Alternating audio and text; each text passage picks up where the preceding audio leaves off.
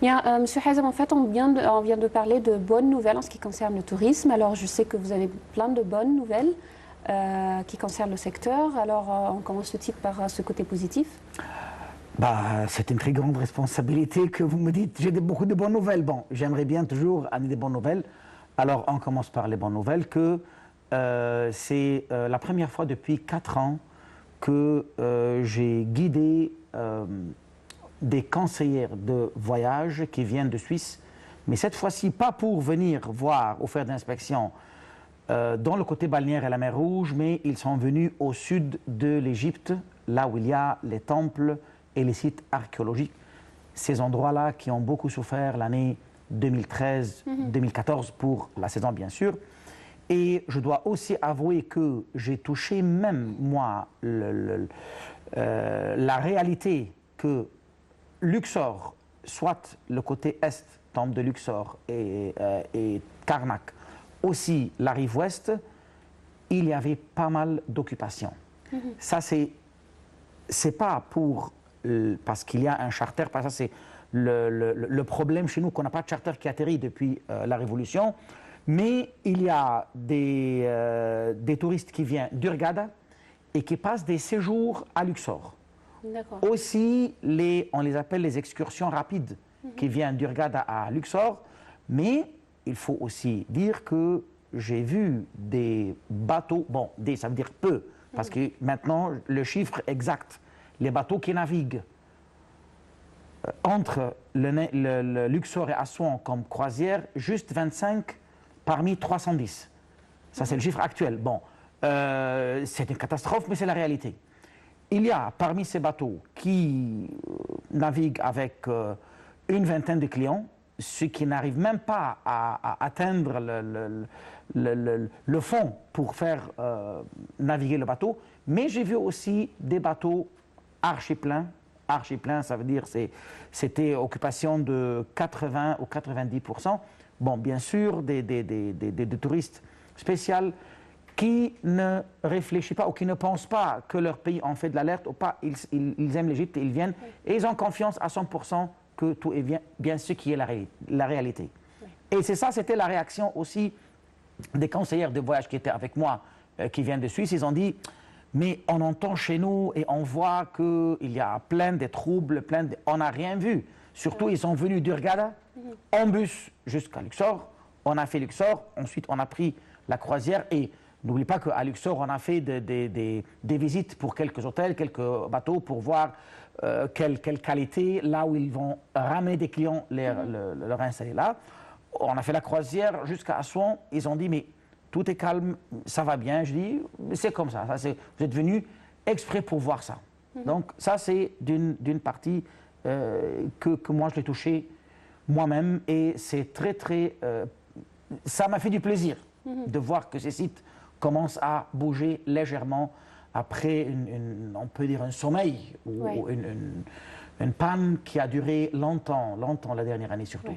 En fait, puisque vous avez commencé à parler par ces croisières qui ne travaillent pas depuis assez de temps, parmi les bonnes nouvelles, c'est que le gouvernement aussi, le secteur du tourisme, a décidé d'aider les gens travaillant dans ce domaine à maintenir leur bateau, c'est-à-dire à ouvrir encore une fois leur business, quel que soit, c'est des hôtels peut-être, des bateaux, et les aider à un pourcentage précis, ce que j'ai bien compris. Bon, à ce propos, bon, pour les bateaux, les hôtels, ça je ne suis pas au courant, mais à ce propos, c'est vrai que le ministère du Tourisme a décidé d'aider à un pourcentage de 75% pour les agences de voyage qui vont faire des contrats avec des charters.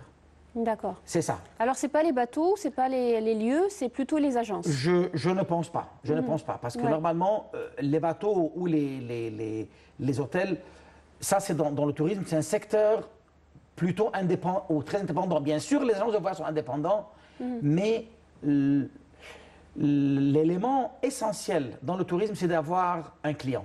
D'accord. Et ça, ce que l'État a ciblé dessus.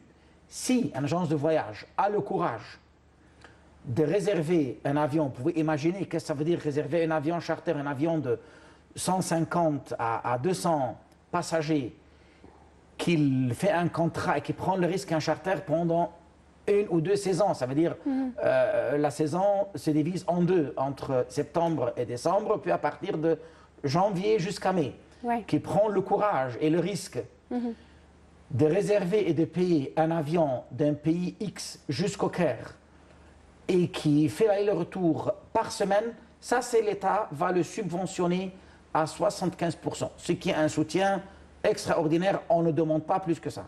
Et bien sûr, l'action de la part, ou l'initiative de la part de l'agence, c'est quand même quelque chose de très intéressant pour faire ça, ou pour réserver ou décider de prendre cette aventure, si vous voulez, dans ce temps-là. Ouais. Ouais. Alors, vous avez parlé d'un point très important, c'est qu'on avait toujours, depuis la Révolution jusqu'à présent, des touristes qui n'ont pas arrêté de visiter Hurghada et Sharm el-Sheikh. Et par contre, Sharm el-Sheikh, ça existe dans le Sinaï, c'est l'endroit où il y a le plus de troubles en ce qui concerne l'Égypte.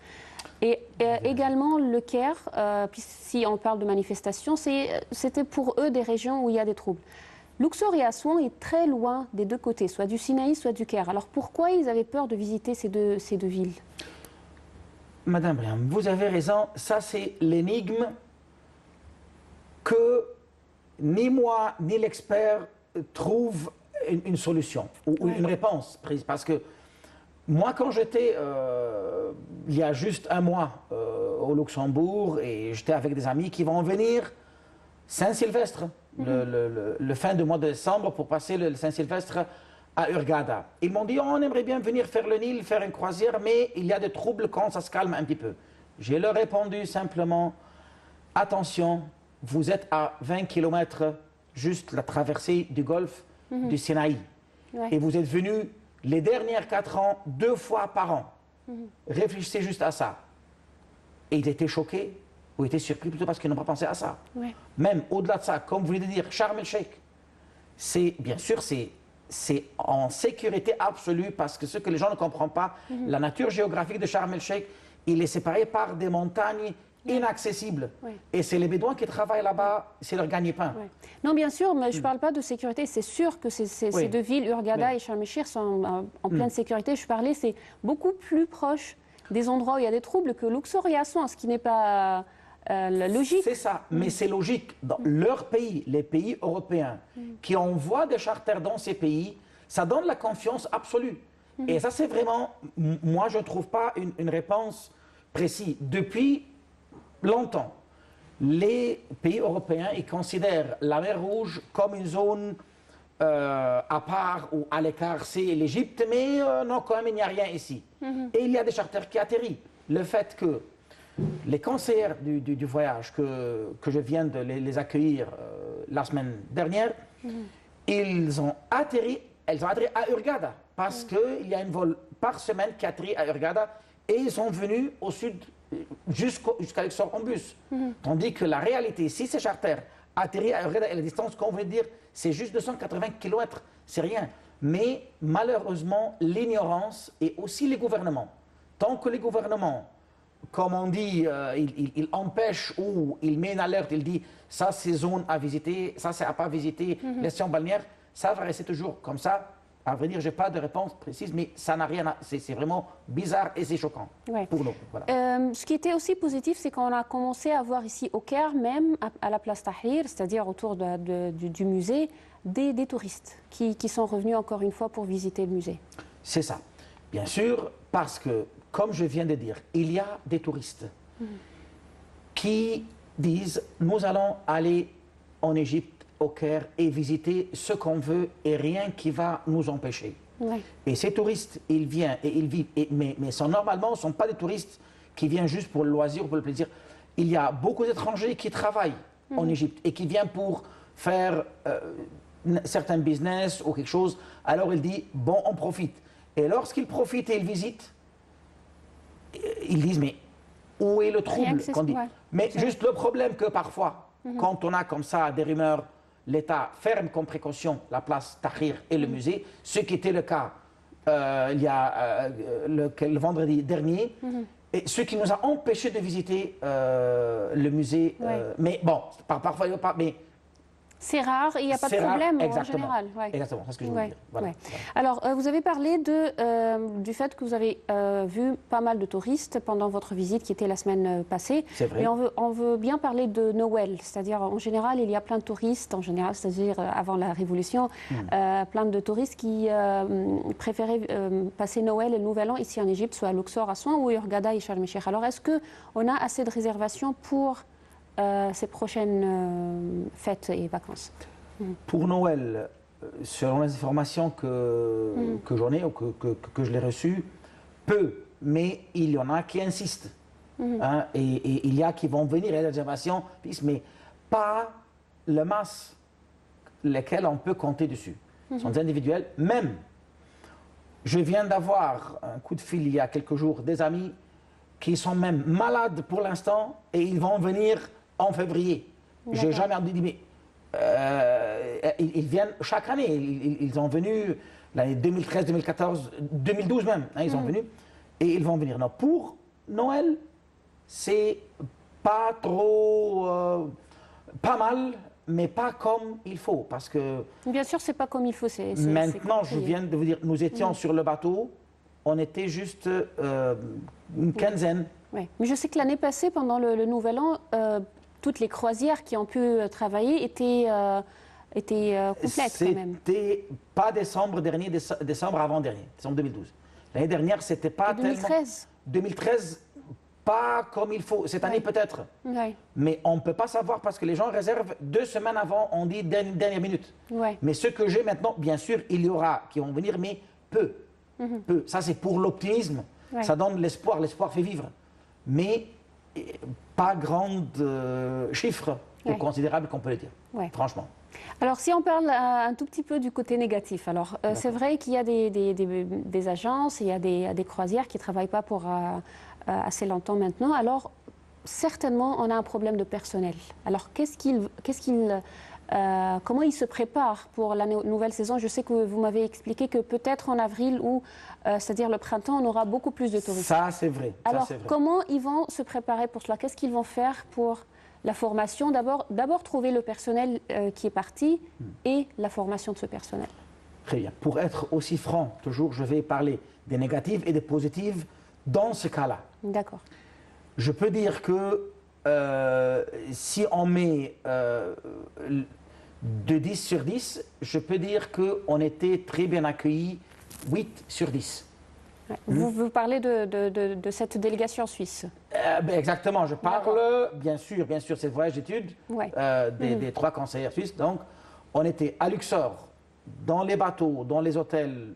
Il nous a accueilli l'accueil des rois. Et à ma surprise, je remarquais que malgré cette crise, il y a des hôtels qui ont rénové leurs meubles et leurs chambres. Et ça, c'est vraiment, il faut dire chapeau aux gens qui disent on ne désespère jamais et on va continuer. Ça, c'est franchement parce qu'ils ont investi dans l'inconnu. Aussi à Assouan. Mais moi, je dis à mes clients qui venaient pour faire l'inspection, j'ai dit cet hôtel, il est moyen par rapport aux autres. Mais quand j'ai rentré et j'ai vu, dit je suis désolé, je m'excuse de ce que j'ai dit dehors, parce qu'ils ont rénové 3 étages très bien et il n'y a pas un mot à dire. Par contre, le négatif, que dans un très grand hôtel aussi à Assouan, on n'était pas accueillis, mal accueillis, mais je dis l'expérience. Moi, j'étais avec une grande agence de voyage qui a pris en charge d'amener des agences de voyage pour voir. Et malheureusement, l'orientation était très rapide, froide. Il ne nous a pas permis d'aller visiter tous les endroits. Bon, ils disent que l'hôtel est réservé. Il y avait une situation spéciale. Mais ça n'empêche pas. Moi aussi, je parle de mon pays maintenant. D'accord. Mon pays. Moi, comme guide égyptologue, l'agence qui a payé ses argents pour amener ces agences de voyage. D'accord. Et bon, je ne vais pas compter ça, je vais vous dire la réaction des conseillers. Ils m'ont dit, on espère que ces gens-là réalisent qu'on va leur amener des clients. Deuxièmement, il dit, on espère qu'ils n'accueillent pas les clients si froids comme il nous a accueillis. Bon, ce que je veux dire, tous la qualité de ce qu'il nous a rencontrés, qu'il était beau et chic. Ça, c'est tout. Mais comme expérience, on leur pose des questions. Il répond dans l'ambiguïté. Même la fille m'avait dit, est-ce que c'est la langue du bois ou ils connaissent les réponses? Mais ils connaissent parce que tout ce qu'on a demandé, il existe sur Internet. Donc, c'est ça. Donc, je dis qu'il faut, pour les hôtels, pour les bateaux, je leur en supplie, de bien enseigner, bien entraîner leurs équipes ou leur staff et commencer à trouver. Il y a des gens encore qui existent. Il y a, comme je dis, des bateaux, des hôtels, ils ont des gens qualifiés. Mais d'autres, et parmi les plus grands hôtels, je ne sais pas qu'est-ce qu'ils passent. Ils doivent passer ou mettre leur staff encore à donner un stage, leur expliquer comment il faut accueillir les gens, comment il faut, surtout les gens de voyage, pas les clients, surtout les gens de voyage. Ouais. Voilà. Alors, une dernière et petite question, c'est que, bien sûr, on a cette grande conférence économique de Sharm el-Sheikh au mois de mars. Alors, certainement, il y a une grande partie plutôt qui sera consacrée au tourisme. Alors, est-ce que vous avez déjà des projets, des programmes à présenter au cours de cette conférence? Vous, je parle, vous, des gens qui travaillent dans le secteur. Sur le niveau privé, bien sûr, selon la permission qu'on va l'avoir, mais je suis persuadé que personne ou aucun intéressé dans le domaine va louper une occasion comme ça. Il va préparer avec tout son âme ce qu'il peut faire pour être présentable dans cette conférence. Monsieur Hazem Badewi, je rappelle, vous êtes expert en tourisme. Je vous remercie infiniment. Merci beaucoup. Merci Madame Rihan, merci, c'est gentil. Bien, c'était tout, Mesdames, Messieurs, pour cette édition d'Indice. Rendez-vous